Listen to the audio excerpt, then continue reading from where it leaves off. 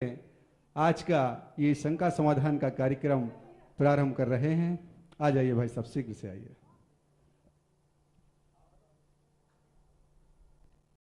भोगांव से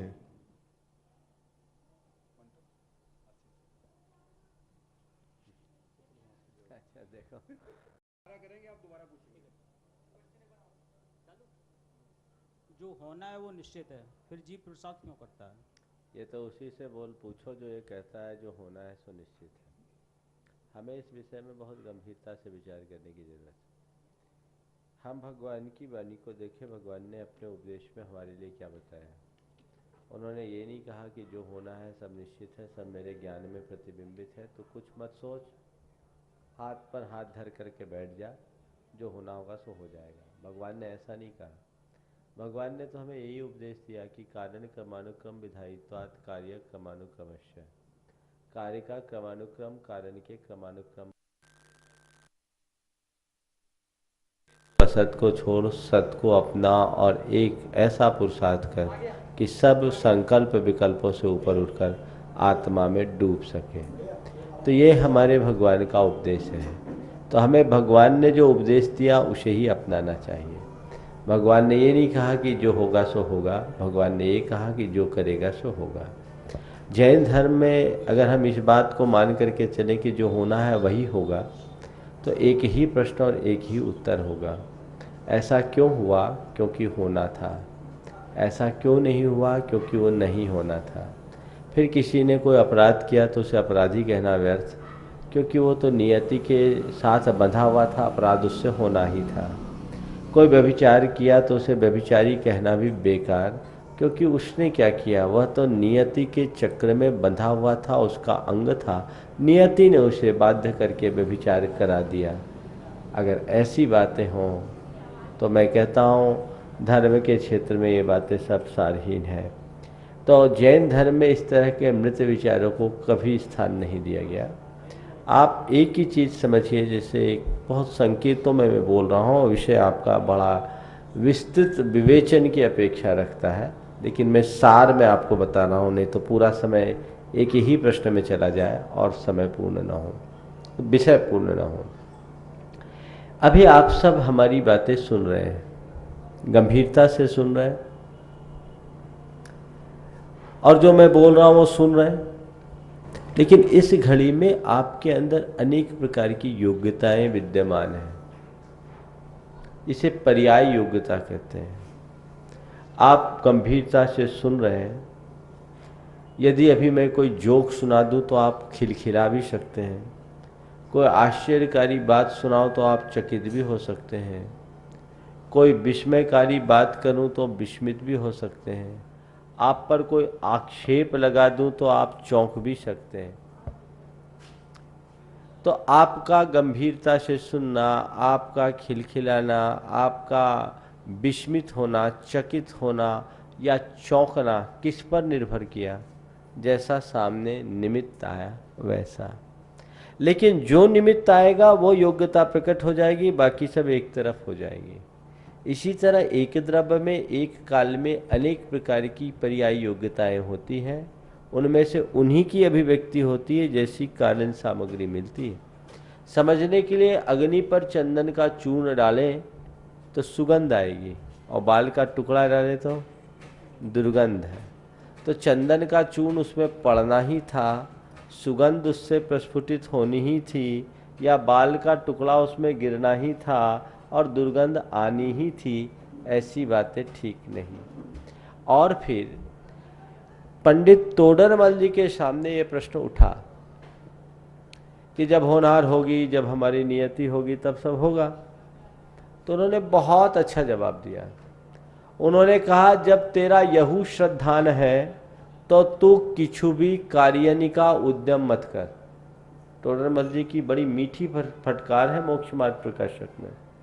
उन्होंने लिखा कि जब तेरा यहू श्रद्धान है तो तू किछु भी कार्यनिका उद्यम मत कर, तू खान पान व्यापार आदि में तो उद्यम करे, और यहाँ होनहार बतावे हैं सो जानिए है तेरा साचा श्रद्धान यहाँ है नाही, झूठी माना दिखते बातें बनावे हैं।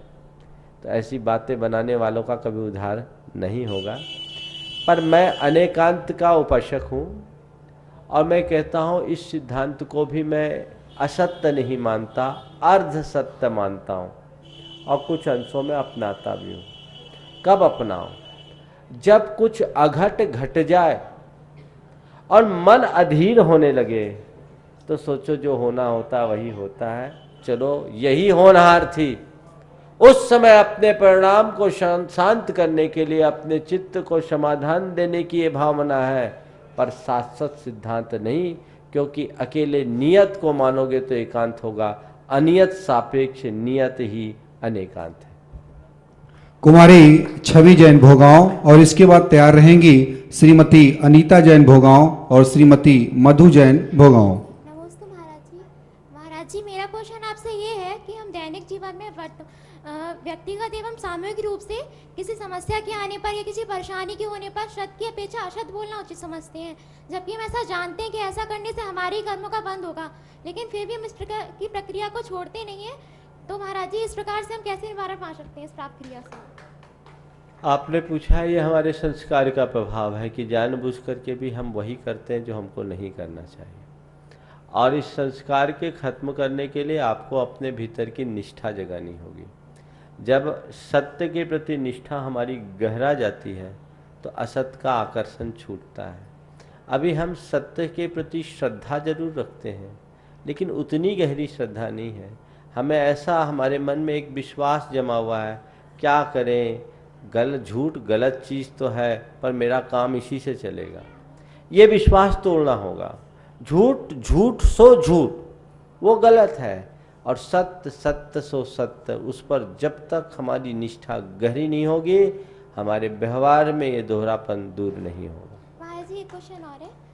ये महाराज जी कि हम जैनक का पालन करने के लिए जल छानने की क्रिया करते हैं, जिसके अंतर्गत हम पानी छानते हैं, जिसको हम नलों की टोटी से छन्नी के रूप में बांधते हैं, लेकिन हम वो छानने की क्रिया करने के पश्चात उस छन्नी का बिलछान ही नहीं देते हैं, यूं ही बंदी रहने देते हैं। तो ऐसा करने से हमें जीव हिंसा का दोष लगता है क्या? देखिए, नल जो सप्लाई का पानी आता है उसमें पानी छानते हैं। पानी छानने से उस सप्लाई के पानी में जो हमारी मूल भावना है उसकी पूर्ति तो होती नहीं।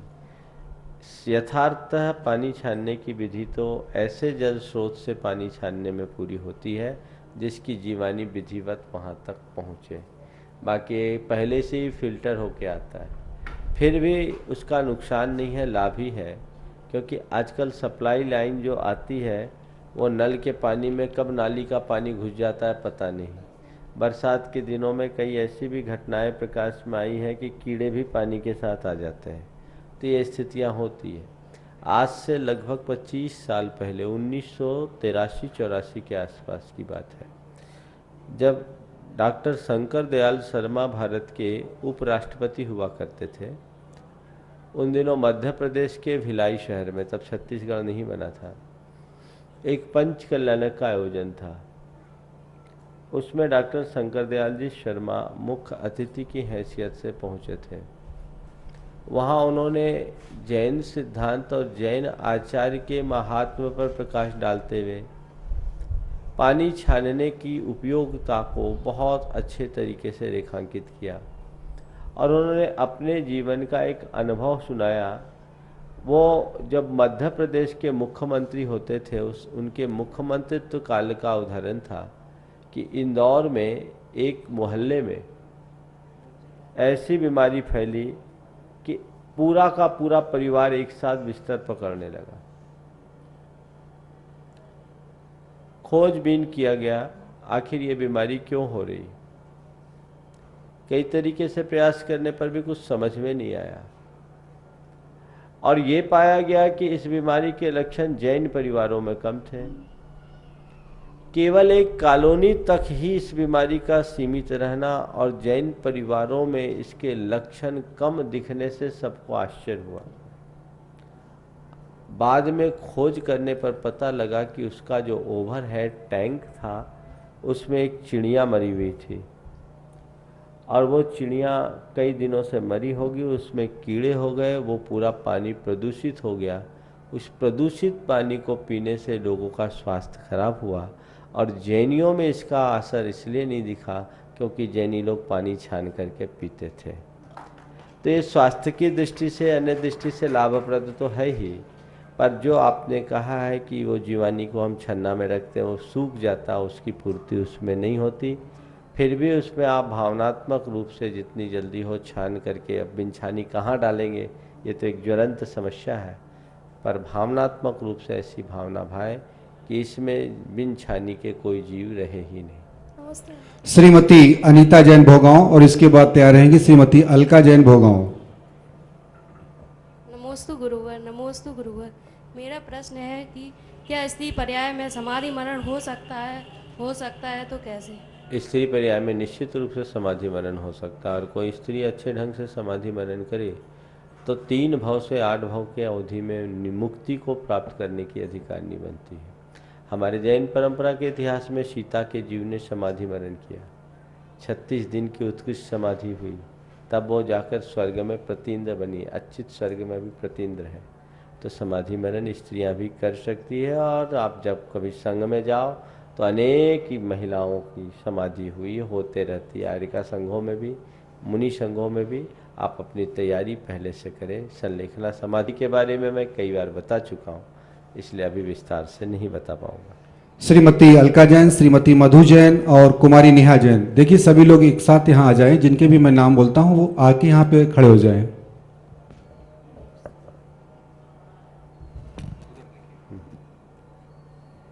मुनिव्रत धार अनंत वार ग्रीवक उपजायो, पै निज आत्म ज्ञान बिना सुख लेश न पायो। यह कथन भव्यों की अपेक्षा से है या अभव्यों की अपेक्षा से? देखिए, इस कथन को लेकर के कई लोगों का ऐसा कहना होता है, जैसा आज आपने कहा। एक स्थान पर मैं था, पर्यूषण पर्व चल रहा था, और एक सज्जन ने आकर के मुझसे कहा, महाराज मुनि बनने से क्या फायदा?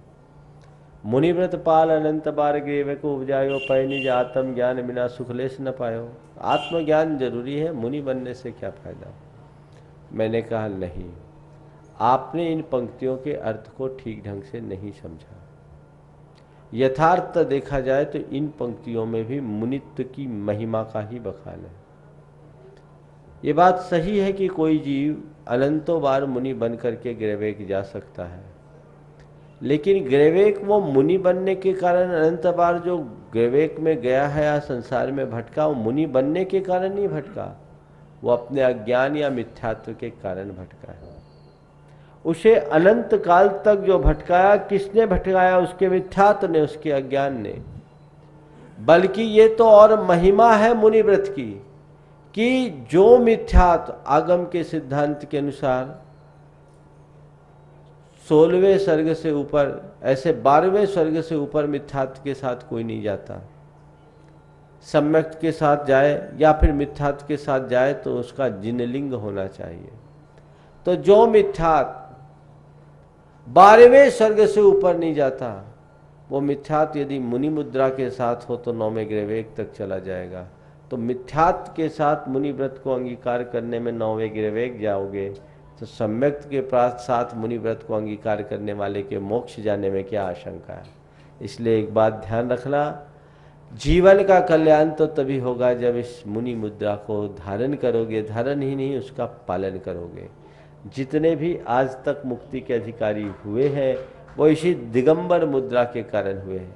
आचार्य कुंद कुंद कहते हैं, नवि सिद्धि वच्छ धरो, जय भी होए तिथैरो, नग्गो भी मोक्ष मग्गो, शेषा अम्मग गया सब्बे।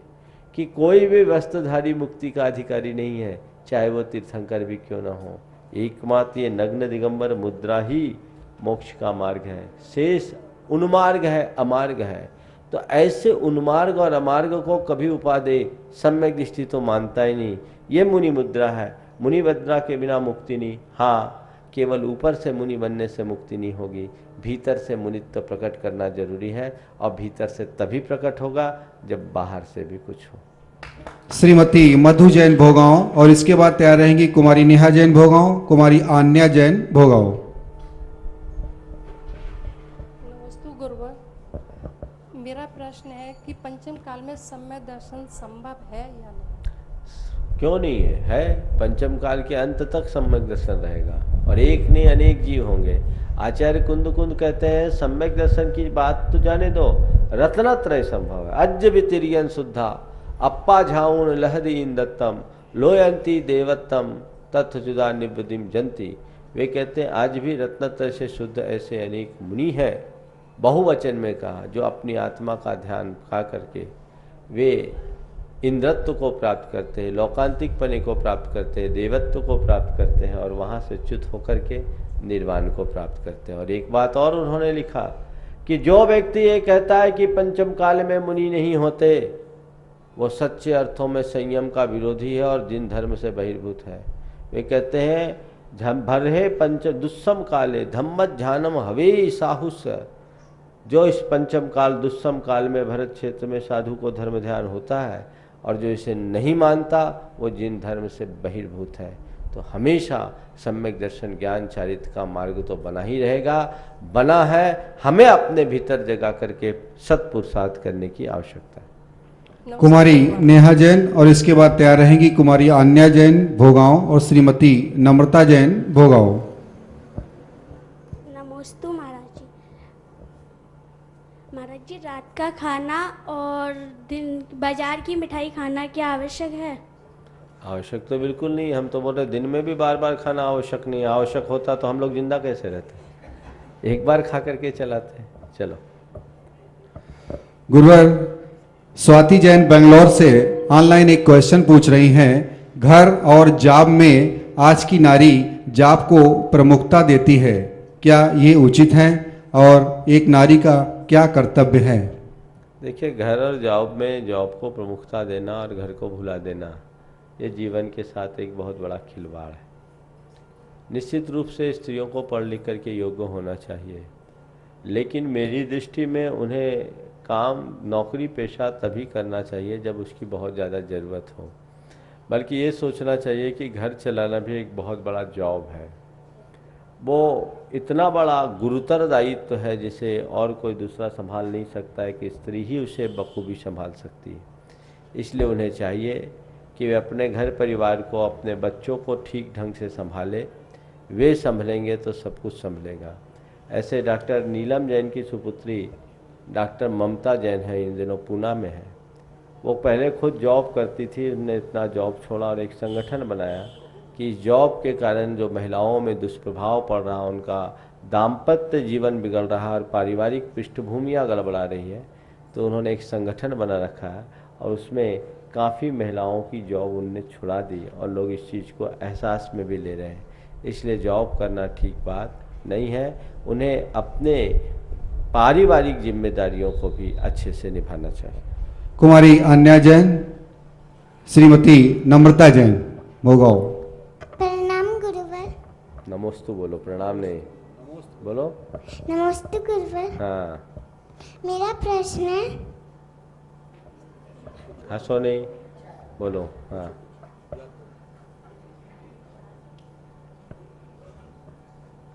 यदि आत्मा अमर है तो मरता कौन है?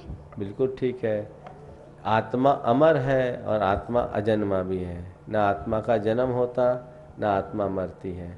जिसका जन्म होता है वही मरता है। जन्म किसका होता है?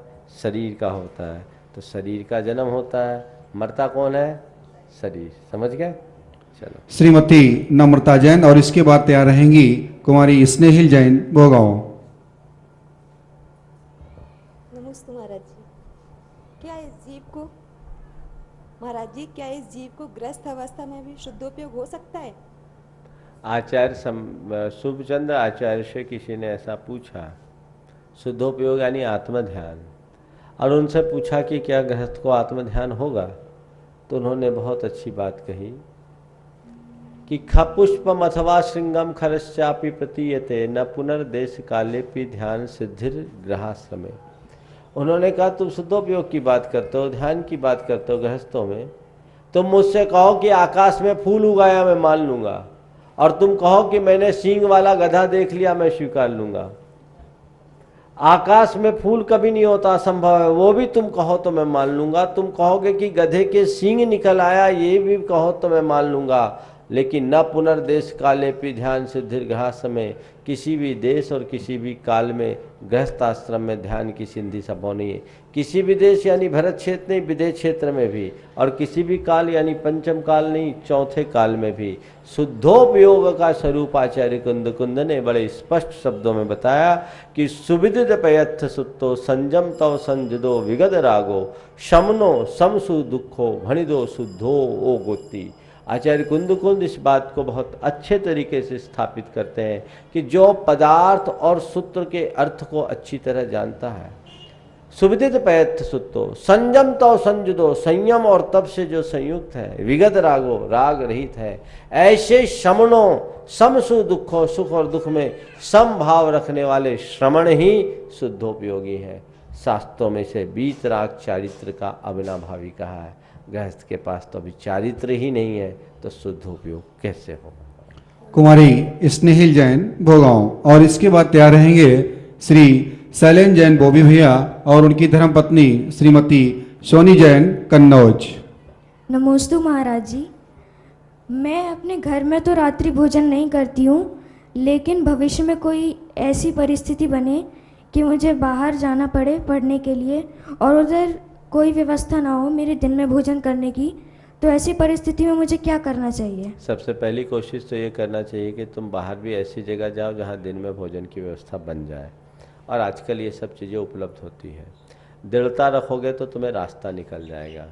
अब तुम तो एक लड़की हो, आज से 8 साल पहले मैं सम्मेद शिखर जी में था, एक लड़का मेरे पास आया।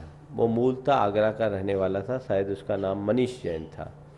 वो BHU बनारस से IIT कर रहा था।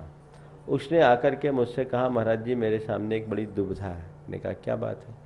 उसने कहा मैंने आज तक कभी रात्रि भोजन नहीं किया, अब BHU में मेरा एडमिशन हुआ है, IIT करना है, और वहाँ दिन में भोजन नहीं उपलब्ध नहीं होता, मैं क्या करूँ? मुझे कुछ समझ में नहीं आता। मैंने उससे एक सवाल किया कि तुम जीवन पर्यंत अपने नियम को निभाने का सुकून पाना चाहते हो कि तोड़ने की कसर? बोला महाराज मैं दिल से नियम को निभाना चाहता हूँ। तो नियम को निभाना चाहते हो तो हमने कहा दृढ़ता रखो, कुछ उपाय बोला। बोले एक टाइम भोजन मिल जाता है, जो चपाती देता है उससे बात करो, 4 चपाती तुमको अलग से दे दे, सलाद मिला करके खा लो, कुछ करके खा लो, कुछ नहीं तो चना फूल भिगो करके खा लो, कई तरह की बातें की। उसने कहा महाराज आपसे मुझे बहुत अच्छा मोटिवेशन मिला है और मैं रास्ता निकाल लूँगा, आप आशीर्वाद दें। 3 साल बाद वो मेरे पास जब दोबारा आया, वहीं मैं उस समय भी संयोगता शिखर जी में था, मैंने उससे देखा, मैं पहचान लिया। बोले क्या हाल है तुम्हारे नियम का? बोले महाराज जी मेरा नियम आपकी कृपा से बहुत अच्छे से पल गया और मेरी IIT पूरी हो गई, मारुति में मेरा सिलेक्शन भी हो गया। बोले कैसे किया? बोले महाराज जी हमने एक ही टाइम खाया, एक टाइम खा करके हमने अपनी पूरी IIT कर ली। ये है दृढ़ता, समझ गए? और दृढ़ता रखोगे तो काम होगा। ऐसे भी बहुत सारे बच्चे हैं जिनके कारण वहाँ के मैथ्स की व्यवस्थाएं बदली है, तो ये किया जा सकता है। नमोस्तु गुरुदेव। श्री शैलेन जैन और उनकी धर्मपत्नी श्रीमती सोनी जैन, और इसके बाद तैयार रहेंगी श्रीमती पद्मा जैन मुंबई और श्री श्रेयांश जैन गाजियाबाद। गुरुदेव व्यापार करते वक्त हमें किन बातों का ध्यान रखना चाहिए? देखो व्यापार करते समय व्यापार गृहस्थ की एक आवश्यकता है। अपने जीविका के संचालन के लिए गृहस्थ को व्यापार करना पड़ता है, क्योंकि जब तक जीवन है जीविका है, जीविकोपार्जन तो करना ही होगा। पर व्यापार के लिए मैं कहना चाहता हूँ 3 बातों को ध्यान में रखो सार में, और व्यापार चुनो। कैसा व्यापार चुनो? जिसमें अल्पतम हिंसा हो, अधिकतम आमदनी हो और न्यूनतम इन्वॉल्वमेंट हो, व्यस्तता हो। ऐसा व्यापार चुनो ताकि वो व्यापार तुम पर हावी ना हो और अपने जीवन के पथ को प्रशस्त कर सके। क्या बोला? अल्पतम हिंसा, कम से कम हिंसा हो, अधिक से अधिक कमाई हो और तुम्हारी व्यस्तता कम से कम हो। ऐसा व्यापार चुनो, जीवन में मजा रहे। गुरुदेव व्यापार में कमाई की परसेंटेज का कोई व्याख्यान तो नहीं है अपने धर्म में? कितना भी कमा सकते, कितना भी मुनाफा ले सकते हैं। व्यापार के विषय में देखिए परसेंटेज और कई तरह के व्यापार हैं। जैसे खाने पीने आदि की चीज़ें हैं, अन्य चीज़ें हैं जिनको सरकार जिनका मूल्य नियंत्रित करती है, उनमें एक निश्चित सीमा से ज़्यादा कमाना नहीं चाहिए। पर कई तरह के व्यापार हैं जिसमें व्यक्ति का अपना प्रोडक्ट होता है, उसमें उनकी अपनी मोनोपॉली होती है और जो दूसरों को दे रहा है उससे सामने वाला कमा रहा है, या व्यक्ति के जीवन मरण से जुड़ी हुई कोई वस्तु नहीं है, उन सब वस्तुओं में व्यक्ति अपने प्रोडक्ट को या अपने व्यापार को अपने तरीके से कर सकता। उसके लिए कोई मानक हमारे यहाँ नहीं बताया कि इतना प्रतिशत लाभ ही किसी को कमाना है, लेकिन ये बात जरूर कहा है कि अनैतिक कार्य करके पैसा कभी मत कमाना। नमोस्तु। श्रीमती पद्मा जैन, मुंबई। बंधुओं, ये अहिंसा पदयात्रा गुड़ायतन से आज यहाँ पर पहुंची है, परंतु इलाहाबाद से ये पदयात्रा का सारा कार्यभार श्रीमती चिंतामणि सवाईलाल जैन कन्नौज मुंबई और श्री दिगंबर जैन समाज कन्नौज के द्वारा संचालित हो रहा है। ये पद्मा जैन जी उसी परिवार की ज्येष्ठ बहू हैं। एक बार करतल ध्वनि से इनका स्वागत करते हैं। श्रीमती पद्मा जैन। पहले भैया माइक ठीक करवाइए, पीछे जरा भी आवाज नहीं जा रही है, लगातार बहुत देर से बोल रहे हैं कि छेडाला की ये पंक्तियां, कोटि जन्म तप तपे ज्ञान बिन कर्म झरेजे, ज्ञानी के छिन्माय त्रिगुप्त थे सहज टरेजे। इसका अर्थ स्पष्ट कीजिए। इसका अर्थ है अज्ञानता में हम कर्म बांधते हैं और ज्ञान से कर्म का क्षय होता है। पर कौन से ज्ञान से? हमारे यहाँ किताबी ज्ञान को ज्ञान नहीं कहा। वही ज्ञान सच्चा ज्ञान है जो स्थिर हो गया है, और स्थिर ज्ञान का नाम ही ध्यान है। ये आचार्य कुंद की एक गाथा की ही हिंदी छाया है। आपने बोला कोटि जन्म तप तपे ज्ञान बिन कर्म झरे जे, ज्ञानी के छिन माही त्रिगुप्ति ते सहज टरे थे। कैसे? त्रिगुप्ति ते। आचार्य कुंद कहते हैं जम अन्नानी कम्मम खवेई भव सहस्त्र कोड़ी, तम नानी तिशिगुत्तो खवेदि उस्सास मित्ते ने। ज्ञानी कर्म का क्षय करता किससे? त्रिगुप्ति से। मन वचन का ये तीनों गुप्तियां, ये कौन से ज्ञानी को होती है? मुनि के ये तीन गुप्ती किसको होती है? मुनियों को। किनको होती है? ये तीन गुप्ती किसको होगी? ये आत्मध्यानी मुनि को होगी, जो आत्मा के ध्यान में लीन है। तो उसी के बल पर कर्म की निर्जरा होगी और उसी निर्जरा से केवल ज्ञान होता है। नमोस्तु गुरु। इसके बाद तैयार रहेंगे डॉक्टर योगेश जैन भोगांव, डॉक्टर आभा जैन भोगांव, श्रीमती नीतू जैन भोगांव और श्री आशीष जैन भोगांव। गुरुवर, एक ऑनलाइन क्वेश्चन श्री संदीप जैन जबलपुर से पूछ रहे हैं, क्या भक्तांबर स्तोत्र को एक बार में ही पूरा पाठ करना चाहिए? उत्तम तो यही है कि एक बार में ही पूरा करो, लेकिन कभी समय की अनुकूलता ना हो तो उसके कुछ छंद को भी आप पढ़ सकते हैं।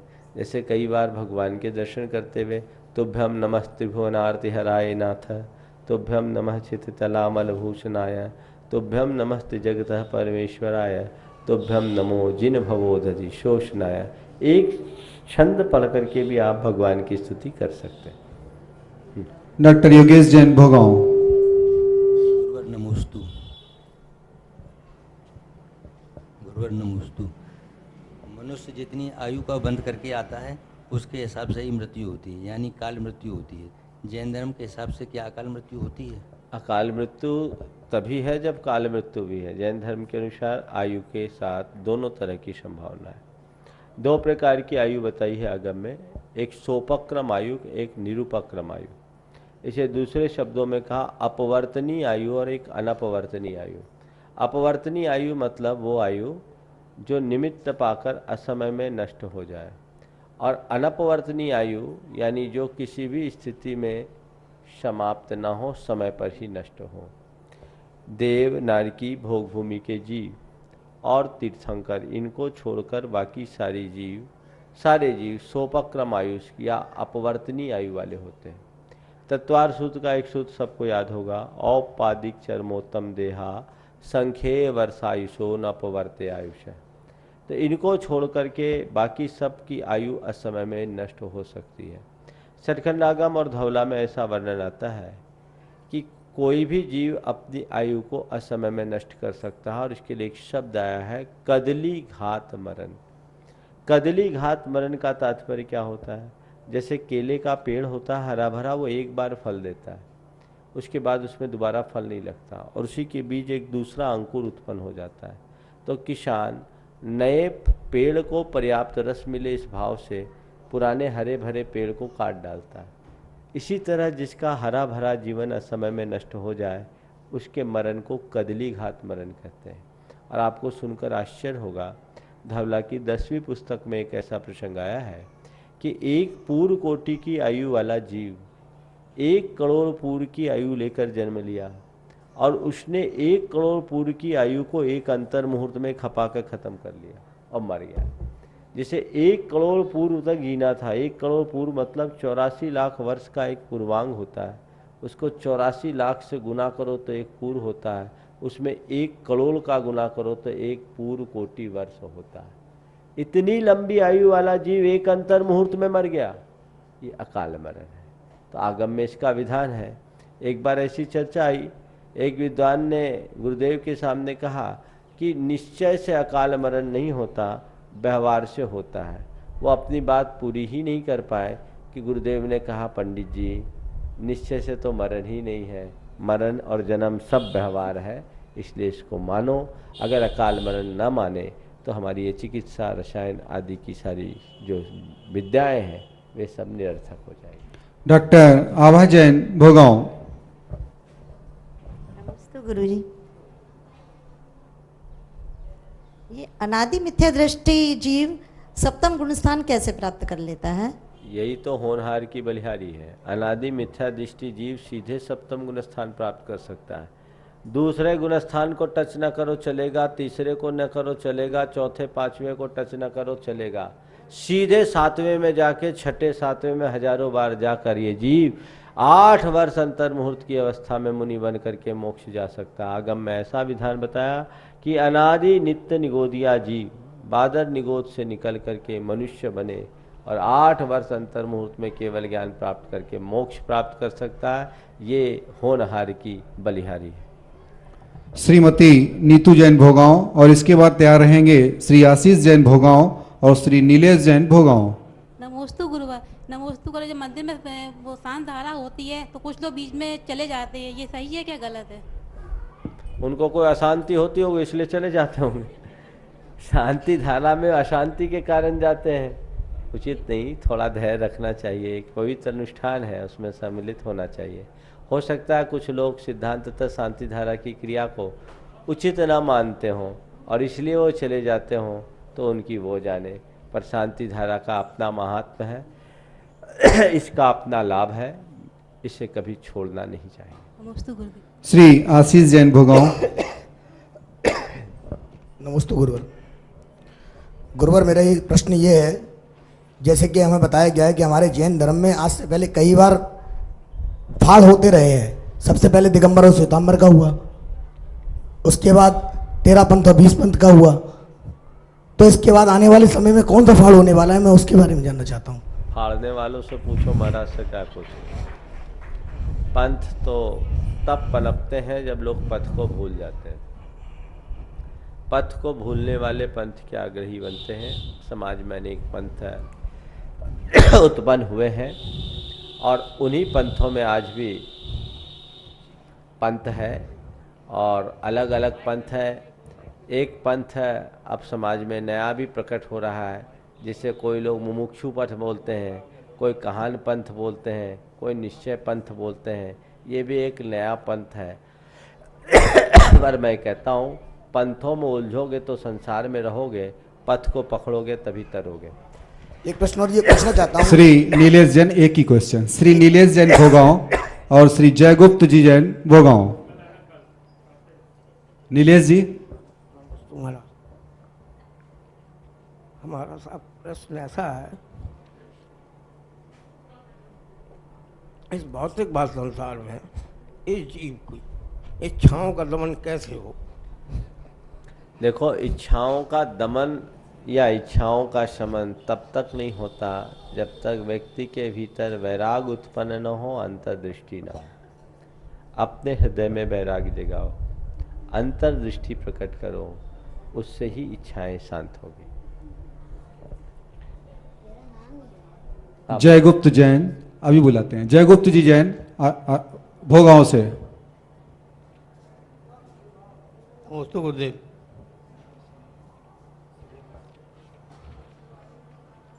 शरीर जी के लिए प्रक्षाल के लिए जल कितना लेना चाहिए और बचे हुए गंधोदक का स्थान कहाँ पर है? देखिए, प्रक्षाल के लिए जल ऐसा ना हो कि जरूरत से ज़्यादा लो, उतना ही लो जिससे उस गंधोदक को विसर्जित करने में आपको दिक्कत ना हो। और ऐसे पवित्र स्थान पर गंधोदक का विसर्जन होना चाहिए जहाँ जीव जंतु ना हो और किसी के पैर न लगे। मंदिर में प्राय ऐसा स्थान बना लेते हैं लोग गमले के रूप में या अन्य में, पर कई बार ऐसा देखा है कि लोग पौधों पर डालते हैं, वहाँ चींटियाँ होती हैं। विचार और विवेक पूर्वक ऐसी जगह गंधोदक को आपको विसर्जित करना चाहिए, डालना चाहिए जहाँ जीव हिंसा न हो। चिरंजीव श्रेयांश जैन गाजियाबाद और इसके बाद तैयार रहेंगे श्री शैलेन जैन भोगांव और श्री अर्पित जैन भोगांव। मुझे नमस्कार मंत्र पर बहुत विश्वास है। जब भी मैं बोलो। जब भी मैं नमस्कार मंत्र पढ़ता हूँ। हाँ,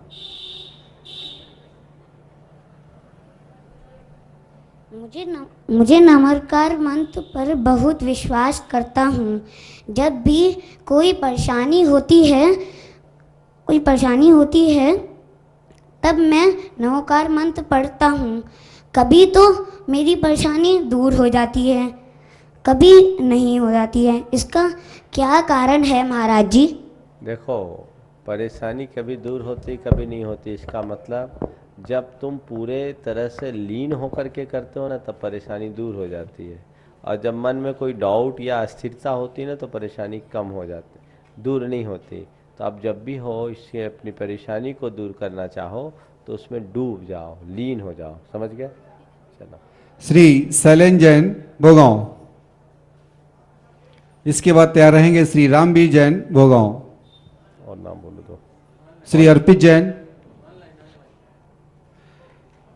गुरुवर, एक ऑनलाइन क्वेश्चन बीरेन जैन राजस्थान से पूछ रहे हैं, हमारे बच्चे की एक आंख किसी कारणवश खराब हो गई है, उसकी उम्र 11 साल है, क्या वह श्री जी का अभिषेक कर सकता है? एक आंख से दोनों आंख की रोशनी की तरह साफ दिखता है। अगर दिखता है तो अभिषेक भी कर सकता है और हमारे संग में आहार भी दे सकता है। आइए भाई साहब। दोस्तों महाराज, अचल प्रतिमा का प्रक्षाल होना चाहिए या नहीं? अभिषेक नहीं होना चाहिए, रोज यदा कदा करे, खास अवसरों पर करे तो उत्तम है। प्रक्षाल तो रोज होना ही चाहिए। श्री अर्पित जैन भोगांव और इसके बाद तैयार रहेंगे श्री रामवीर जैन भोगांव और श्री डॉक्टर मनोज जैन जी भोगांव। नमस्ते गुरुदेव। मेरा प्रश्न ये था, हम जैसे युवाओं को जिनवाणी के स्वाध्याय की तो रुचि है, लेकिन हम लोग ये नहीं समझ पाते कि किस अनुयोग से या किस ग्रंथ से शुरुआत करें। किसी से पूछते हैं, कोई कहता है आप प्रथमानुयोग की कहानियाँ पढ़िए, कोई कहता है चरणानुयोग का श्रावकाचार पढ़िए। पाठ्यक्रम की तरह अगर हम जानना चाहें किस लाइन से हम शुरू करें और कहाँ तक पढ़ें? देखिए, सबसे पहले अगर आपको जैन धर्म में प्रवेश करना है तो आप सबसे पहले सहज सुख साधन ब्रह्मचारी शीतल प्रसाद वर्णी की एक अद्भुत कृति है, उसे पढ़ सकते हैं। वहाँ से आप अपनी शुरुआत कीजिए। दूसरे क्रम में जिनेन्द्र वर्णी की एक कृति है शांति पथ प्रदर्शन, आप उसे पढ़ें। फिर धीरे धीरे अन्य ग्रंथों को आप पढ़ना शुरू करें। हमारी 2 कृतियां हैं, जैन धर्म और दर्शन, जैन तत्व विद्या। इनको पढ़ करके आप अपनी बेसिक फंडामेंटल्स को ठीक कर सकते हैं। जैन धर्म में आपका सीधा प्रवेश होगा। और इन कृतियों को पढ़ लें तो आप किसी भी पुस्तक को पढ़ें, किसी भी ग्रंथ को पढ़ें, आपको कहीं कोई कठिनाई नहीं होगी। इसके साथ कुछ भावना ग्रंथ हैं, स्वामी कार्तिकेय अनुपेक्षा, इष्टोपदेश, समाधि तंत्र जैसे ग्रंथ, और साथ में चरणान योगी ग्रंथ में आप रत्नगंड सावकाचार से अपनी शुरुआत करें। आपके जीवन की धारा में जबरदस्त बदलाव आएगा। श्री रामवीर जैन भोगांव। नमोस्तु महाराज जी, ये मतलब काल जो है कितने समय का होता है, कितने वर्ष का होता है, और पंचम काल में कितने वर्ष शेष रह गए? देखिए, जो हमारे यहाँ षटकाल का परिवर्तन होता है वह 10 कोड़ा कोड़ी सागर का होता है, जिसमें पहला काल सुषमा काल 4 कोड़ा कोड़ी सागर, दूसरा सुषमा काल वो 3 कोड़ा कोड़ी सागर, तीसरा सुषमा दुष्मा काल वो 2 कोड़ा कोड़ी सागर, चौथा काल सुषमा काल वो 42,000 वर्ष कम 1 कोड़ा कोड़ी सागर, पाँचवा काल अभी दुखमा काल है, ये 21,000 वर्ष का काल है, जिसमें लगभग 2,500 वर्ष बीते हैं, अभी लगभग 18,500 वर्ष बाकी है, और इसके बाद जो दुखमा काल आएगा वो भी 21,000 वर्ष का होगा। श्री डॉक्टर मनोज जैन, और इसके बाद तैयार रहेंगे श्री रमेश चंद जी जैन, मैनपुरी। गुरुदेव नमस्तु। मेरा प्रश्न ये है कि शांति धारा में जो रम भम लम जो मंत्र बीजाक्षर आते हैं, इनकी अपना कैसे प्रभाव या इनका जैन दर्शन में क्या योगदान है, देखिए विस्तार से बताएं। बीजाक्षरों का कोई अर्थ नहीं होता, इनका ध्वनि मूलक प्रस्फोट जो होता है उससे ऊर्जा प्रकट होती है, इसलिए ये जिस रूप में लिखे गए हैं उसे उसी रूप में शुद्ध उच्चारण पूर्वक पढ़ना चाहिए। इससे एक नया वाइब्रेशन उत्पन्न होता है और वो हमारे जीवन में बहुत व्यापक प्रभाव डालता है। नमस्ते जी। श्री रमेश चंद जी मैनपुरी, और इसके बाद तैयार रहेंगी श्रीमती मोती रानी जैन भोगांव। नमस्तु महाराज, नमस्तु। भगवान की दिव्य धुनी से 6 काय के जीवों का लाभ होता है महाराज जी, असंगी जीवों का क्या लाभ होता है? असंगी जीवों को लाभ इसका होता है कि भगवान की वाणी सुनकर जो लोग सुधर जाते हैं वो 5-6 काय की जीव की विराधना को रोक देते हैं, तो सबको अभय प्राप्त हो जाता है, इसलिए भगवान से 7 काय जीवों को लाभ पहुँचता है। इसके बाद श्रीमती मोती रानी जैन। गुरुवर, बेंगलोर से श्री सीमांत जैन एक ऑनलाइन क्वेश्चन पूछ रहे हैं, पुण्य क्या है? जब लौकिक उपलब्धि मिलती है तो उसे भी पुण्य कहते हैं, देव शास्त्र गुरु के दर्शन तो भी उसे पुण्य कहते हैं, त्याग करते हैं तो भी उसे पुण्य कहते हैं। देखिए, बहुत अच्छा प्रश्न पूछा है। पुण्य किसे कहें? लौकिक उपलब्धि हुई उसे भी पुण्य कहे, देवशास्त्र गुरु का सानिध्य मिला उसे भी पुण्य कहे, और त्याग तपस्या कहे तो भी उसे पुण्य कहे। थोड़ा समझो, पुण्य और पुण्य के फल, कई बार लोग पुण्य के फल को भी पुण्य कह देते हैं। लौकिक उपलब्धियां, भौतिक उपलब्धियां पुण्य के फलस्वरूप प्राप्त होती है, क्योंकि पुण्य का कार्य है, सबसे पहला कार्य प्रतिकूल परिस्थितियों को दूर करना और अनुकूल परिस्थितियों को स्थिर करना, लौटाना, बनाना। आचार्य वीरसेन स्वामी ने शाता और अशाता की व्याख्या करते हुए कहा कि जो दुख के कारणभूत सामग्री का अपसाधक हो और जो सुख के कारणभूत सामग्री का साधक हो, उसका नाम पुण्य या साता है। तो पुण्य के उदय से जब भी आपको कोई अच्छा लाभ मिला तो वो आपके पुण्योदय से हुआ, पुण्य की क्रिया से नहीं, पुण्योदय से, तो बड़े पुण्य से आपको मिला। देवशास्त्र गुरु का सानिध्य, धर्म का सानिध्य, धर्म लाभ महापुण्य से होता है, क्योंकि पाप के प्रसंग तो कदम कदम पर मिलते हैं, लेकिन कल्याण के निमित्त पुण्य से ही मिलते हैं। तो जब व्यक्ति को परम पुण्य का उदय होता है तब उसे अनुकूल, कल्याणकारी, धार्मिक निमित्त मिल पाते हैं, तो ये भी पुण्य का फल है। तो ये पुराने पुण्य के फलस्वरूप भौतिक उपलब्धि हुई और पुराने पुण्य के फलस्वरूप पारमार्थिक उपलब्धि हुई। भौतिक हो या पारमार्थिक, अनुकूल संयोगों की प्राप्ति बिना पुण्य के नहीं होती। और त्याग तपस्या भी पुण्य है, ये पुण्य की क्रिया है। अभी तक ऊपर की जो बातें थी वो पुण्य का फल था और ये पुण्य की क्रिया है। श्रीमती मोती रानी जैन भोगांव, और इसके बाद तैयार रहेंगे श्री अमन जैन भोगांव और श्री स्वप्निल जैन जी भोगांव। नमस्ते महाराज, मेरा प्रश्न है जीव द्रव्य और जीव तत्व में क्या अंतर है? जीव द्रव्य और जीव तत्व में क्या अंतर है? जीव अनंत है और जीवत्व एक है। मतलब हम आप सब अनंत जीव हैं, इसलिए जीव द्रव्य की संख्या जब हम बात करेंगे तो अनंत होंगे। लेकिन जीव तत्व अनंत नहीं है, क्यों हम में, आप में, सब में, जितने भी संसार के जीव हैं, सब में एक ही जीव तत्व है, जीवत्व है। जैसे सोना अलग अलग हो सकता है पर स्वर्णत्व एक है, अग्नि अनेक हो सकती है पर अग्नित्व एक है, ऐसे जीव अनंत है पर जीवत्व एक है। नमस्ते महाराज। श्री अमन जैन भोगांव। नमस्ते गुरुवर। मंदिर में जब भी प्रवेश करते हैं तो लोग पैर देहरी को पैर से छूते हैं, हाथ से छूते हैं और उसके बाद वेदी पे भी हाथ से छूते हैं। ये सही है कि गलत है? भैया बिना शुद्धि के वेदी छूना ही नहीं चाहिए। अब पीछे से परिक्रमा देते समय लोग छूते हैं, कई बार ये प्रश्न आया पीछे से छूने का क्या मतलब। तो मुझे ये समझ में आता है कि भगवान को छूने की इच्छा होती थी स्त्री पुरुषों सबको, और सामने से छुए तो उस पर रिस्ट्रिक्शन लगा हुआ है। तो जिस काम को सामने से निषेध किया जाता है उसको कहे अभी कोई देख नहीं रहा कि चलो कम से कम पीछे से कर लो। भावना के अतिरेक में लोग पीछे से करना शुरू कर दिए तो वो परंपरा बन गई। हर वेदी के पृष्ठभाग को देखोगे काला दिखेगा, आपके हाथ लगा लगा कर नहीं, भगवान के पीछे से ढोक मत दो, सामने से ढोक दो।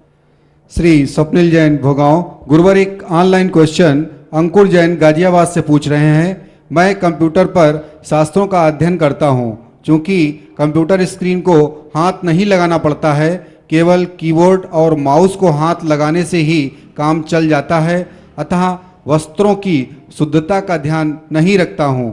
क्या इससे शास्त्रों की अभिनय होती है?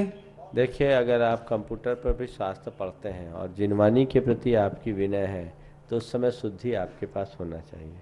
कंप्यूटर पर शास्त्र पढ़ते समय उसे एक कंप्यूटर के सामान प्रोग्राम की तरह देखोगे तो तुम्हारा स्वाध्याय नहीं होगा, कर्म निद्रा का कारण भी नहीं बनेगा।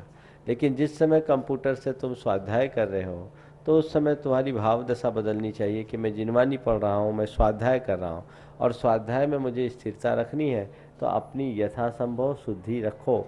कम से कम वस्त्रों के शुद्धि में इतना तो ध्यान रखो कि बिस्तर के और टॉयलेट के कपड़े ना हो, इतना ध्यान रख कर के आप काम करो। एक बात मैं आम लोगों से बोलता हूँ, खासकर कामकाजी लोग आजकल दिन भर सुबह से शाम तक कई तरह के काम करते हैं, कई दफ्तरों में जाना पड़ता है, स्त्री पुरुषों से एक दूसरे को हाथ भी मिलाना पड़ता है, आजकल तो फैशन बन गया है।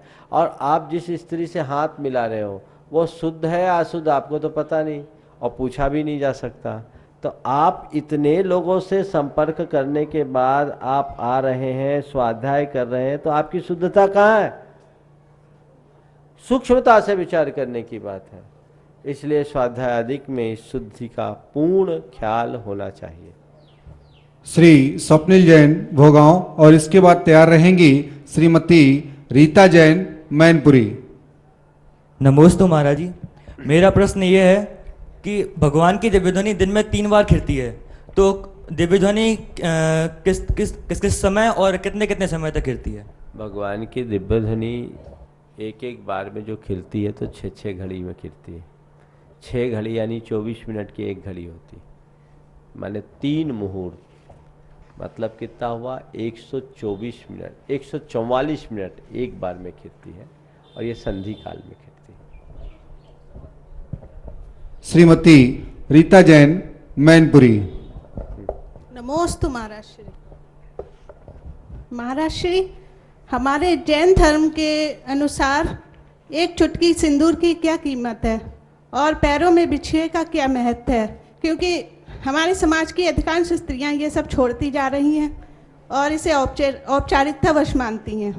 देखिए, भारतीय परंपरा में सिंदूर सुहाग का प्रतीक माना गया और बिछिया को भी सुहाग का प्रतीक माना गया। अब सिंदूर ही क्यों लगाया जाता है मुझे नहीं मालूम, लेकिन मैं ये मानता हूँ कि अपने सुहाग के लक्षण स्वरूप जो भारतीय स्त्री अपने शीश पर सिंदूर लगाती, इसका मतलब वो अपने पति को अपने सिर पर रखती थी, माथे पर रखती थी, ये उसका प्रतीक था। धीरे धीरे ये चीज़ें कम होते जा रही।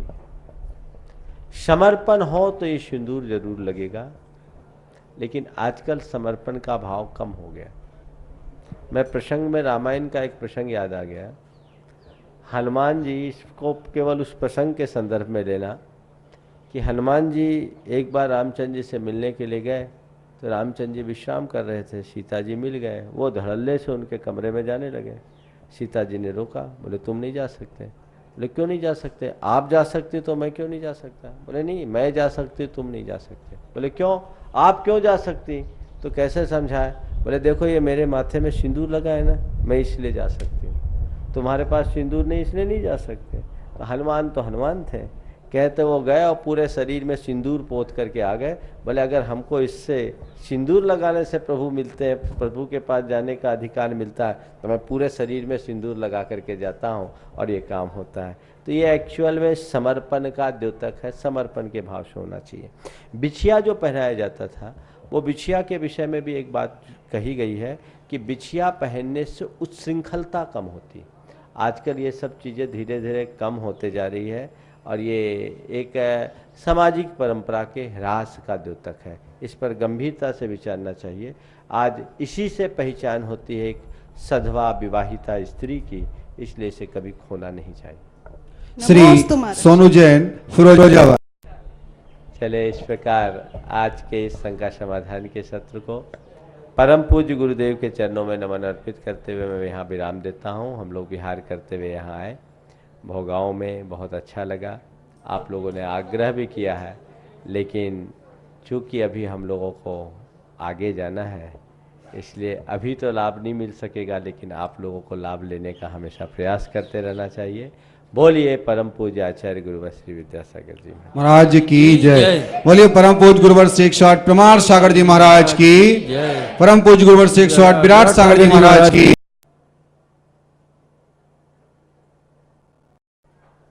गुरुवर, पारस चैनल के आज 5 वर्ष पूर्ण हो गए हैं। पारस चैनल आपका आशीर्वाद चाहता है। देखिए, ये जैन जगत में एक बहुत बड़ी क्रांति हुई है पारस चैनल के माध्यम से। सैटेलाइट चैनल के माध्यम से धर्म प्रभावना के कार्यक्रमों को प्रसारित करना सारे विश्व में एक बहुत ही क्रांतिकारी कदम हुआ। इस चैनल के माध्यम से घर बैठे लोगों को सारे धार्मिक कार्यक्रम देखने को मिल गए और उन लोगों के लिए तो ये बहुत ही अच्छा माध्यम बना जो वृद्ध, बीमार या आसक्त रहे। चैनल ने 5 वर्षों से विविध कार्यक्रम चलाए। पिछले दिनों से शंका समाधान के माध्यम से तो देश में एक अलग प्रकार की क्रांति आई है। निश्चित रूप से पारस चैनल का जैन समाज के लिए एक बहुत बड़ा योगदान है और ये पारस चैनल का ही प्रभाव है कि इसके बाद जिनवाणी, अरिहंत और अन्य भी धार्मिक चैनल आए। पारस चैनल के 5 वर्ष पूर्ण होने के इस प्रसंग पर मैं पारस चैनल के सारे संचालक मंडल को आशीर्वाद देता हूं और ये कहना चाहता हूं कि इस चैनल को विशुद्ध चैनल बनाकर रखें। इसके माध्यम से जैन धर्म के मूल तत्वों की ही प्रभावना हो। ऐसा कोई कार्यक्रम इसमें प्रसारित ना हो जो हमारे जैन धर्म के मूल भावना के विरुद्ध होता हो, क्योंकि ये प्रभावना का साधन तो है लेकिन चूक होते ही अप्रभावना का कारण भी बन सकता है। हमारे समाज थोथे कर्म कांडों से बचे और वाकई जो मूल जैन तत्व ज्ञान है उसे ठीक ढंग से समझे, ताकि दिग दिगंत तक जैन धर्म की स्थायी प्रभावना हो सके। पारस चैनल के सार्थक प्रयास पहल के लिए मेरा उन्हें पुनः आशीर्वाद।